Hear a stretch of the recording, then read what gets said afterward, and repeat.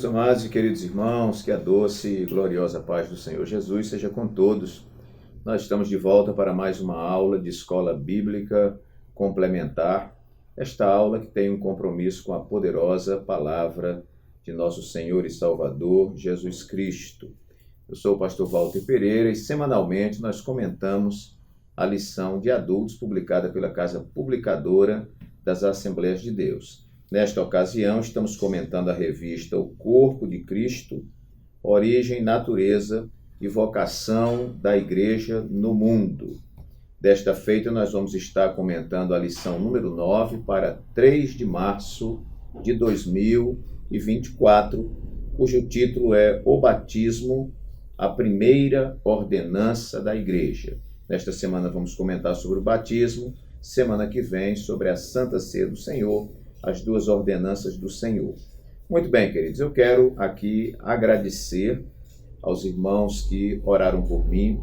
Eu fui cirurgiado dia 24 de janeiro, hoje estou gravando essa lição, é 22 de fevereiro, então depois de amanhã eu completo um mês. Ainda estou em repouso, mas eu preciso gravar aqui as lições para os irmãos, né?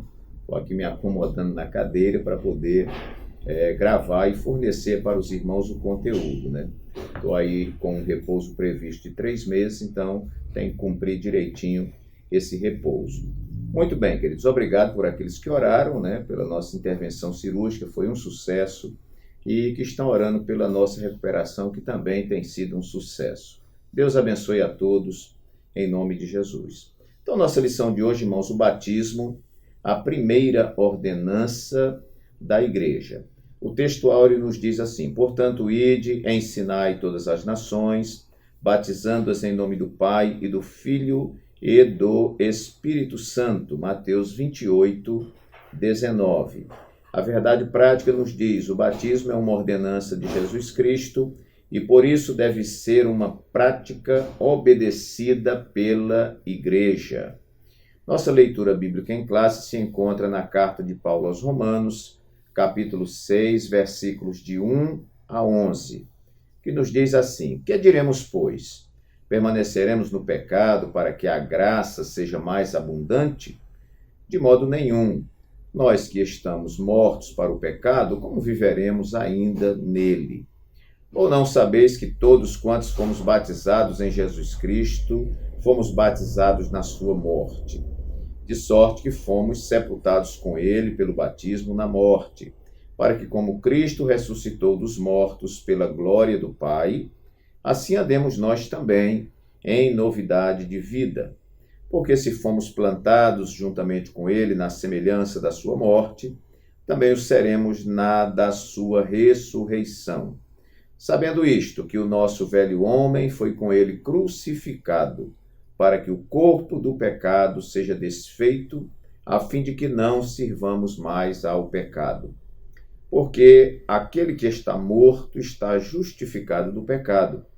Ora, se já morremos com Cristo, cremos que também com ele viveremos, sabendo que, havendo Cristo ressuscitado dos mortos, já não morre. A morte não mais terá domínio sobre ele. Pois, quanto a ter morrido, de uma vez morreu para o pecado, mas quanto a viver, vive para Deus. Assim também vós considerai-vos como mortos para o pecado, mas vivos para Deus em Cristo Jesus, nosso Senhor. Muito bem, essa é a nossa leitura bíblica em classe. Nossa lição dispõe, como sempre, né, irmãos, de uma introdução que nos dá aí uma visão panorâmica, uma visão geral da nossa lição. Temos aí o primeiro tópico, que vai tratar sobre pressupostos bíblicos doutrinários do batismo, tendo como subtópico o batismo visto como sacramento, a origem de um erro. Depois temos o segundo subtópico, o batismo não é sacramento, mas ordenança de Cristo. Terceiro subtópico, o batismo deve ser administrado aos adultos. Nosso segundo tópico trata sobre o símbolo e o propósito do batismo, tendo como subtópico símbolo do batismo, identificação com Cristo. Subtópico 2, o propósito do batismo, testemunho público da fé cristã. Terceiro subtópico, não há espaço para indecisão. E aí vamos para o terceiro e último tópico, que vai tratar sobre a fórmula e o método do batismo. Subtópico 1, fórmula trinitária do batismo. Subtópico 2, fórmula herética do batismo.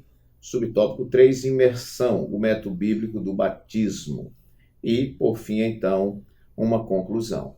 Como os irmãos sabem, né, nós não vamos comentando aqui estritamente o texto que está na lição. Nós aproveitamos a lição, lemos a lição, tiramos as lições importantes desta lição e construímos aqui 10 tópicos para que você possa aí sistematizar o seu estudo, complementarizar o seu estudo, né? Ajudar você na sua exposição de aula. Muito bem, queridos, então nós vamos fornecer aqui os 10 tópicos, não é, sobre esse tema tão importante que é o batismo como primeira ordenança de Jesus. Bom, em primeiro lugar, eu anotei aqui, eu vou ser o mais objetivo possível por causa do tempo e também o meu estado aqui, né, de repouso. Primeiro subtópico, meus queridos, eu anotei aqui.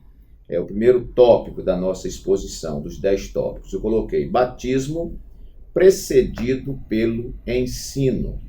Muito bem, nós vemos aqui no próprio texto áureo, quando Jesus dá ali as últimas recomendações aos seus discípulos, ele já está próximo de ser assunto aos céus, não é? Ele diz para os seus discípulos: portanto, ide e ensinai todas as nações, batizando-as em nome do Pai e do Filho e do Espírito Santo. Muito bem, eu coloquei aqui o primeiro tópico como batismo precedido pelo ensino. Então, meus queridos, hoje nós temos uma igreja organizada, não é? E não convém pegar um novo decidido, um novo convertido, sem nenhuma instrução da palavra, né? Sem uma compreensão da declaração de fé da igreja a qual ele pertence, né? Sem uma compreensão do credo, sem uma compreensão, né, dos costumes, né, da organização da igreja, do funcionamento da igreja. E pegar esta pessoa neófita, não tem conhecimento, não sabe o que está fazendo, e batizar essa pessoa. Então, nós temos, já falamos aqui em vários vídeos, que o discipulado, ele é a porta de entrada da igreja. Alguém aceitou Jesus como Salvador, viu a palavra, creu no Evangelho, aceitou Jesus como Salvador, ele agora precisa, irmãos, ser assistido, não é? Tanto no cuidado dele como pessoa, como também no cuidado quanto ao ensino. Esta pessoa precisa ter conhecimento dos passos da salvação, ela precisa entender o que é o ouvir a palavra, ela precisa entender o que é arrependimento, ela precisa entender o que é conversão, o que é regeneração, o que é santificação, o que é perdão, enfim, entender o plano da salvação, não é? Agora mais minuciosamente, entender como funcionam, né, os princípios básicos doutrinários da igreja e, após esse ensino, esta pessoa ser levada ao batismo. Eu nunca percebi uma época com tanta necessidade de ensino, irmãos, como a época que nós estamos vivendo. Se você abrir a Bíblia e ler ali os evangelhos, você vai ver a dedicação de Jesus, o esmero de Jesus, né? O empenho de Jesus em ensinar. O ensino é fundamental. Veja que os crentes da igreja primitiva, a Bíblia diz que eles permaneciam na doutrina dos apóstolos, no partir do pão, nas orações, não é? Enfim, permaneciam ali em comunhão e ouvindo a palavra. Então, meus queridos, nós entendemos que antes do batismo, a pessoa deve receber, não é, um volume mínimo, pelo menos, não é? Mínimo permitido, um volume de conhecimento para ela, quando for ao batismo, ela não entender que ali é apenas um banho, mas que ali é algo bastante significativo na fé cristã. Batismo precedido pelo ensino. Segundo lugar, batismo como ordenança de Jesus. O que é o batismo? O batismo é uma criação da igreja. O batismo é uma invenção dos pastores, dos bispos, né, dos padres. O batismo é é uma invenção de quem? Quem inventou o batismo? Quem foi que criou o batismo? E etc. Nós vemos aqui, não é, que o batismo é uma ordenança de Jesus. Quando Jesus veio ao mundo, encontrou João Batista batizando. João Batista era o precursor de Jesus. E João Batista pregava, anunciando o arrependimento, que as pessoas deveriam se arrepender dos seus pecados e serem batizadas nas águas. E multidões vinham sendo batizadas. Quando Jesus aparece, Jesus aí assume então o comando, né? E Jesus continua batizando. E a igreja primitiva continuou batizando também, e até os dias de hoje nós batizamos. Agora, por que nós batizamos? Nós batizamos porque é uma ordenança de Jesus. No próprio textual, eu repito, vai dizer, portanto, ide, é uma ordem, ensinai todas as nações, batizando-as em nome do Pai e do Filho e do Espírito Santo. Isso aqui não é uma opção da igreja, né?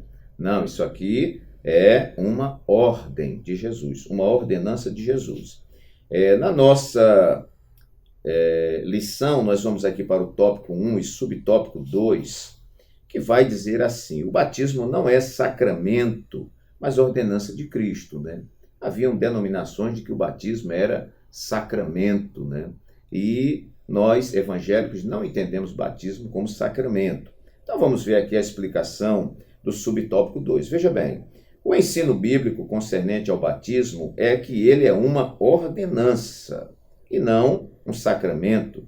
O que Jesus disse?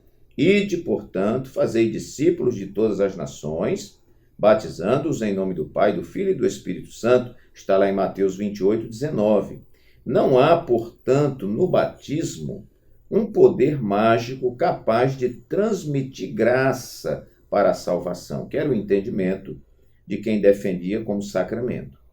O ensino bíblico é que o batismo é uma ordenança dada por Cristo a quem já foi alcançado pela graça e não a quem quer obter alguma graça através do batismo. Então, o batismo não é para fornecer graça. O batismo é para aqueles que já foram alcançados pela graça. Está aqui a explicação objetiva. Terceiro lugar, irmãos, eu anotei aqui, batismo para os que creem e se arrependem. Batismo para os que creem e se arrependem.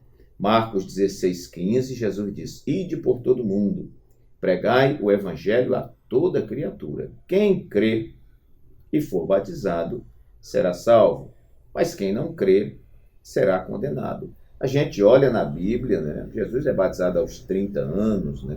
A Bíblia diz que as pessoas procuravam João Batista, né, para serem batizadas, confessando os seus pecados. Então, o nosso entendimento é que o batismo não é para bebês, né? O batismo é para adultos que têm consciência, têm noção do seu pecado, têm condição de, através da sua consciência, do seu entendimento, não é, confrontados pela palavra, eles se arrependerem dos seus pecados e aí pedirem o batismo, fazer uma profissão de fé e etc.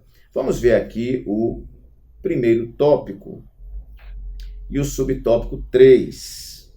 Como diz lá, vamos ver, está bem no finalzinho.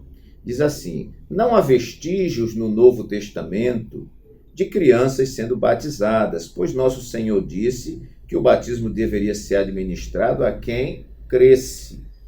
Uma criança que ainda não chegou à idade da razão não tem maturidade para crer e fazer escolhas, né?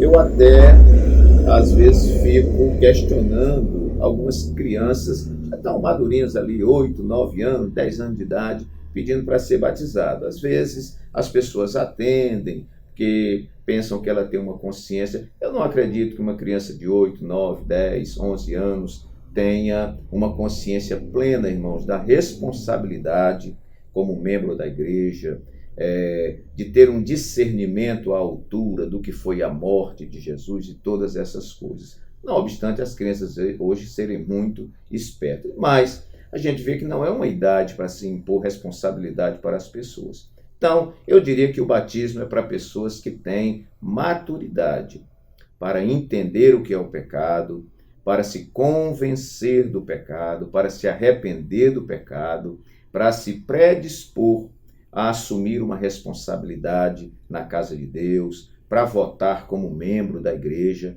enfim, para ter uma responsabilidade condizente ali com a sua maturidade, claro.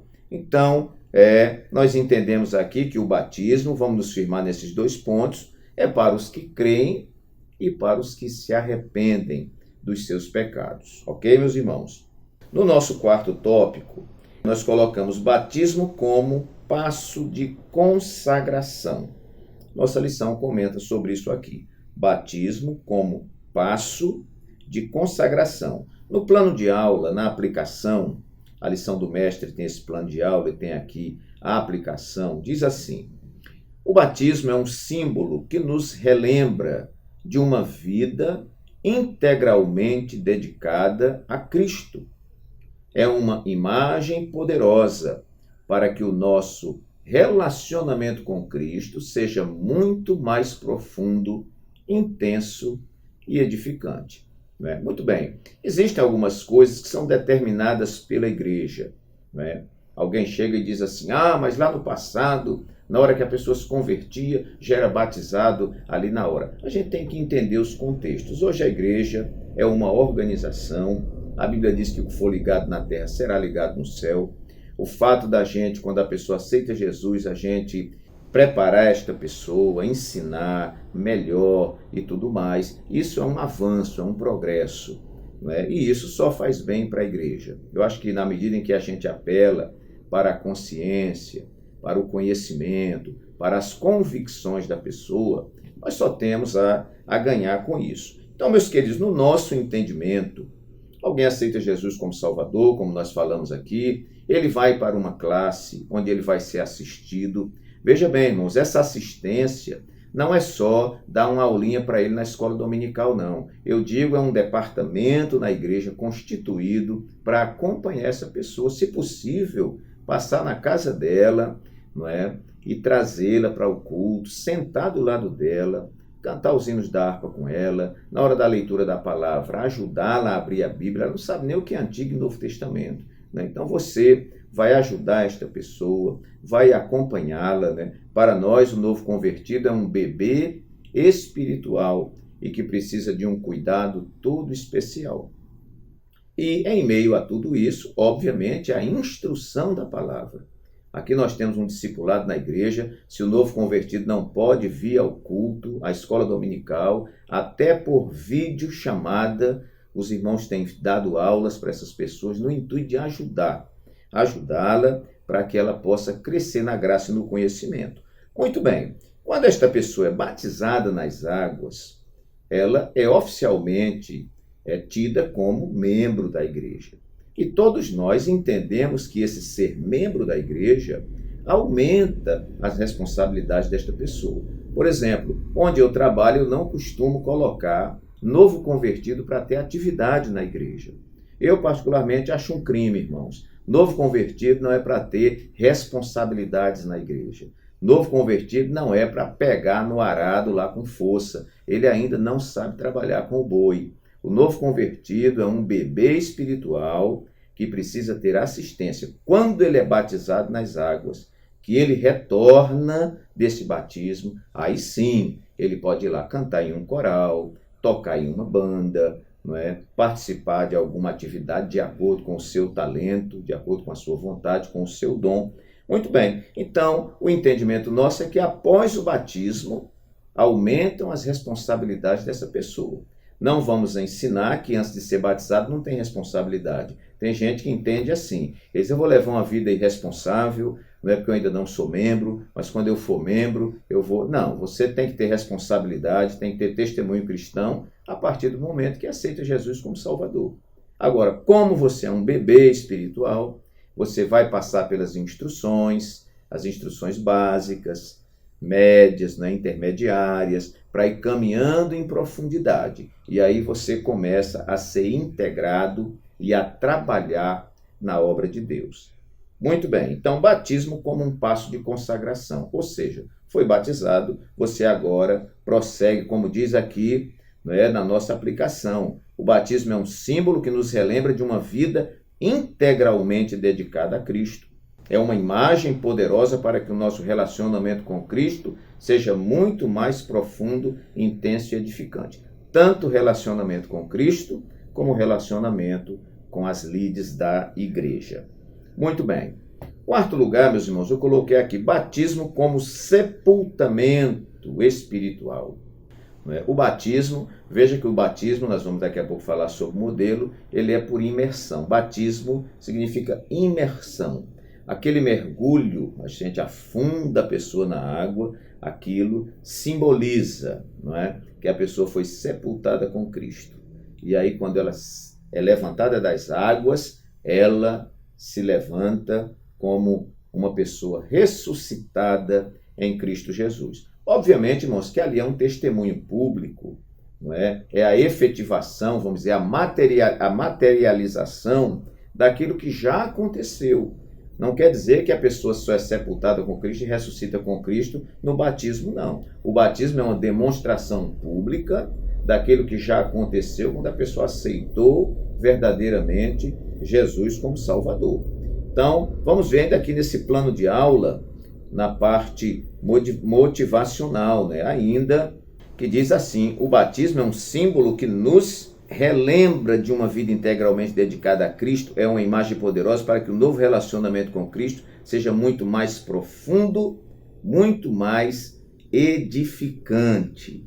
Muito bem. Eu acho que eu repeti, irmãos, aqui a referência, não é? E agora estou lendo aqui, repeti 2 vezes esse ponto 4. Mas você vai considerar aí, então, o quinto ponto, né? Batismo como um sepultamento espiritual. Quando você mergulha, né, simbolicamente, é como lá embaixo agora você deixa toda aquela estrutura velha, deixa aquela bagagem velha, deixa tudo. Quando você ressuscita, como Cristo ressuscitou. Jesus ressuscitou com um corpo glorioso e você levanta do batismo, né, ali numa representatividade, que você agora é uma nova criatura em Cristo Jesus. Muito bem. Então vamos lá, já falamos aqui, que como eu dobrei aqui os tópicos, né, vamos melhorar aqui. Primeiro nós falamos batismo precedido pelo ensino, já aprendemos. Primeiro ensina, depois batiza. Segundo lugar, batismo como ordenança de Jesus. Foi Jesus quem ordenou, não é um sacramento, é uma ordem de Jesus. Todo crente salvo seja batizado para a glória de Deus. Terceiro lugar, batismo para os que creem e se arrependem. Então, não é coisa para criança, para bebê, é para aqueles que têm convicção, sabem o que é crer em Cristo e sabem o que é se arrepender dos seus pecados. Em quarto lugar, falamos com o batismo como um passo de consagração. Depois do batismo, você ingressa no hall de membros de uma igreja para, a partir daí, aprofundar cada vez mais na sua vida espiritual com Cristo e se aprofundar no desenvolvimento dos seus talentos na obra de Deus. Muito bem. Quinto lugar, nós colocamos aqui batismo como sepultamento espiritual, né? E vamos então para o sexto ponto, onde nós colocamos batismo como testemunho público de fé. Vamos lá para o plano, vamos para o segundo tópico e o subtópico 2. Vamos lá. O propósito do batismo, testemunho público da fé cristã. Então vamos ver.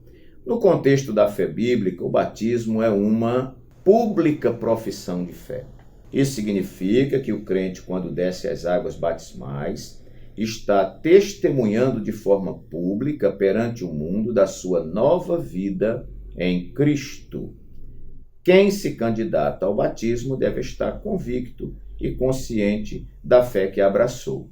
Existe um ponto aqui, um pouco antes do batismo e um ponto depois, irmãos, né, desta declaração pública, né, desse testemunho público. Primeiro, antes de nós batizarmos alguém, nós fazemos a profissão de fé. O que é a profissão de fé?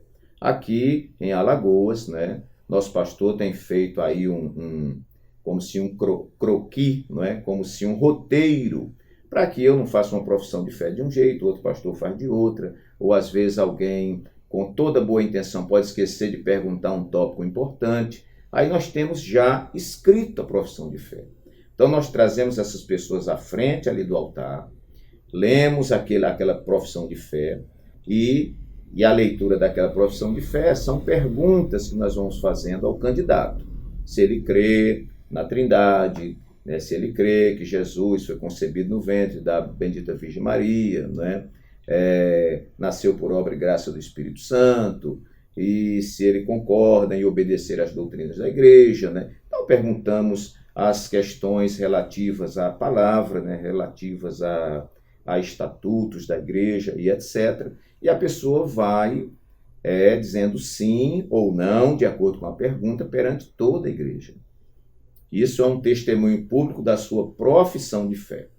Depois ele vai ao batismo, e aí sim, o ato do batismo é uma declaração também pública desta obra maravilhosa que Cristo realizou em sua vida.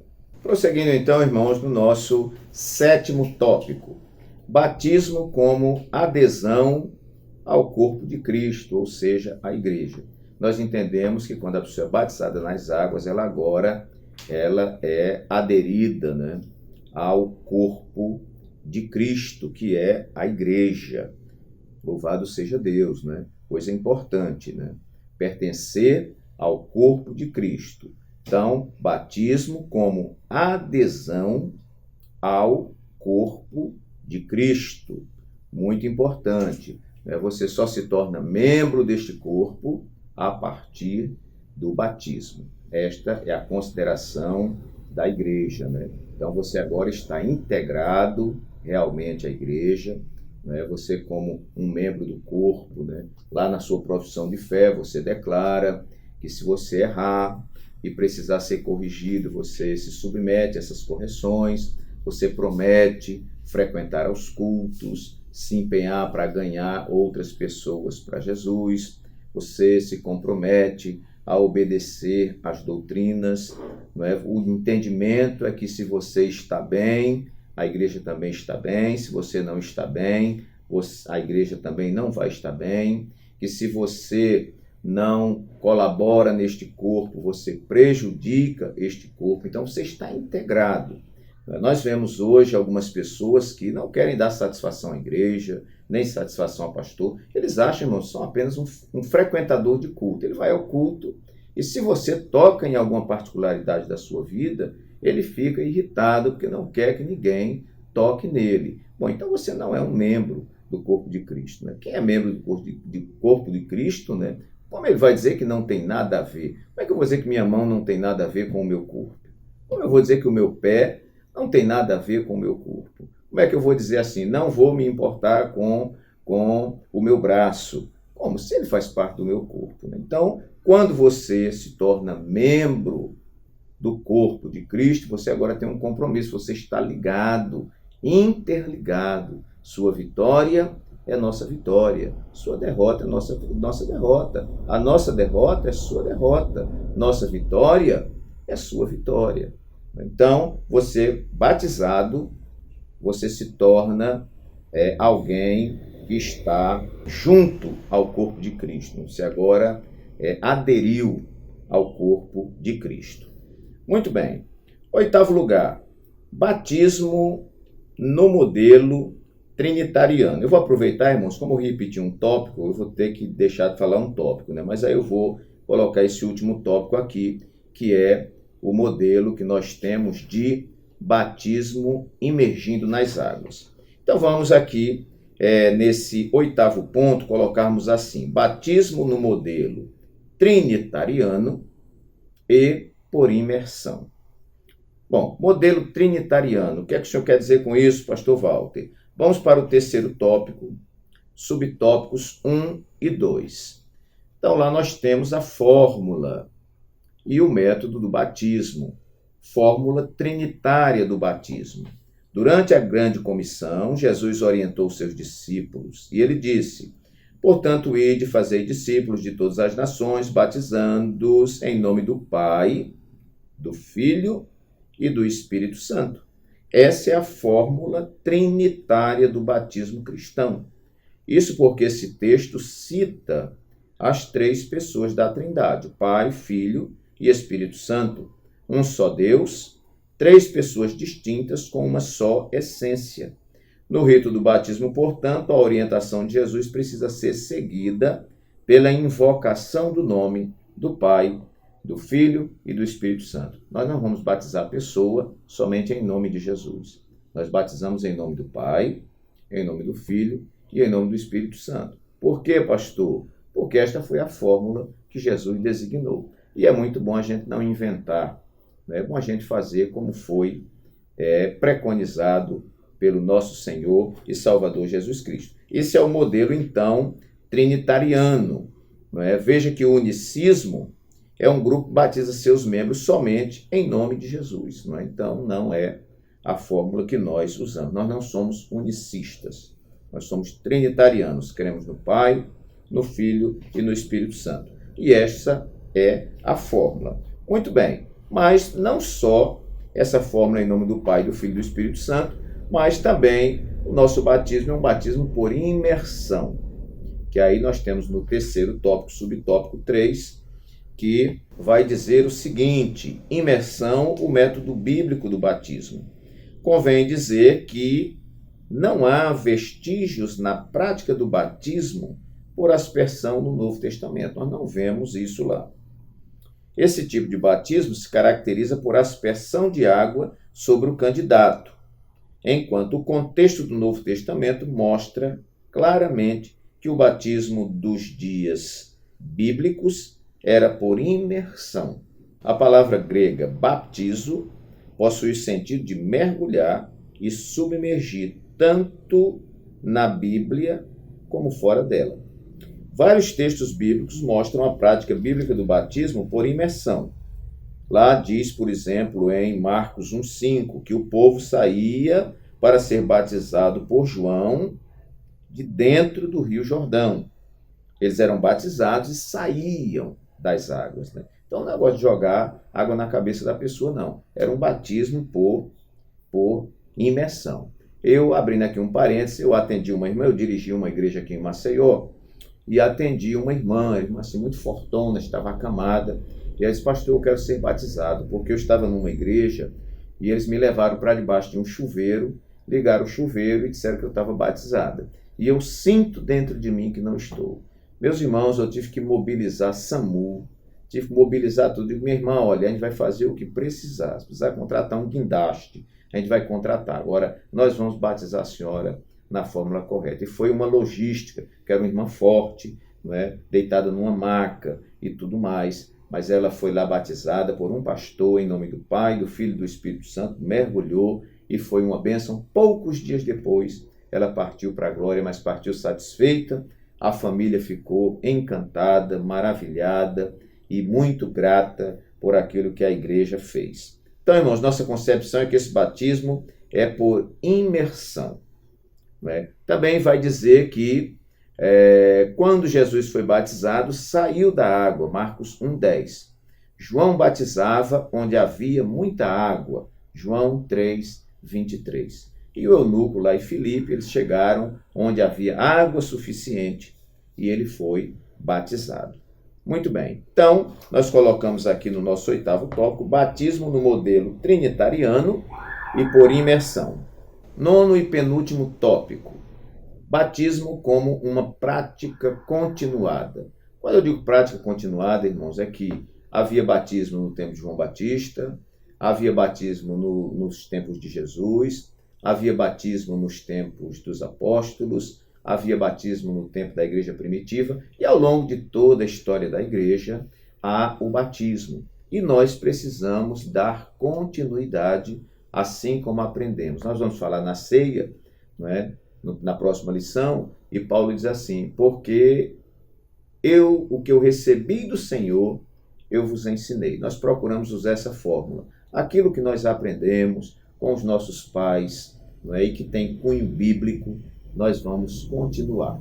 Nós não pretendemos inventar moda. Então, é uma prática continuada. Vamos ver aqui na introdução, a própria introdução da lição já diz, né? Diz assim: O rito do batismo foi praticado por João Batista, Jesus Cristo e seus apóstolos, e posteriormente pelos cristãos da igreja primitiva. É uma prática, portanto, de grande importância para a igreja de Cristo. Até quando nós devemos batizar as pessoas? Até o arrebatamento da igreja. Enquanto a igreja existir na terra, ela precisa executar esta ordenança de Jesus. Vamos guardar isso aí.